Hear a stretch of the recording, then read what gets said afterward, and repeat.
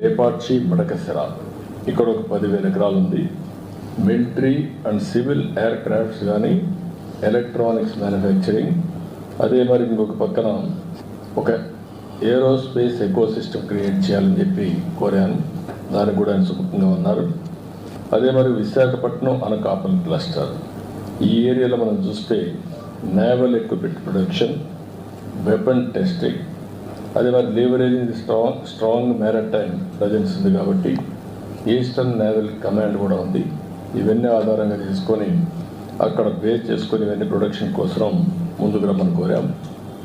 అదే మరి కర్నూలు ఓర్వకల్ 4,000 ఎకరాలు ఇవ్వడానికి సిద్ధంగా ఉన్నాం. ఇక్కడ military drones, robotics, advance defence కాంపోనెంట్స్ని మ్యానుఫ్యాక్చర్ చేయాలని చెప్పి కోరాను. ఇక్కడుండే డిఫెన్స్ పిఎస్యూస్ని యాక్టివేట్ చేసి ఆంధ్రప్రదేశ్లో కూడా కొన్ని క్లస్టర్స్ తయారు చేయని చెప్పి కోరడం జరిగింది. ఇది కాకుండా ఇంకొక పక్కన తిరుపతి ఐఐటిలో DRDO industry academy centre of ఎక్సలెన్స్ని పెట్టమని చెప్పి కోరాను. దానికి కూడా ముందుకు వస్తున్నారు. ఇంకొక పక్కన common storage policy for ammunition, అదే మరిగా లైసెన్స్ అథారిటీస్ కావాల్సినటువంటి స్టోరేజ్కి కానీ టెస్టింగ్ కానీ ఇవన్నిటికి కామన్ ఇన్ఫ్రాస్ట్రక్చర్ క్రియేట్ చేయమన్నాం. అది కూడా చేస్తూ ఉన్నారు. ఇంకొక పక్కన పెద్ద ఎత్తున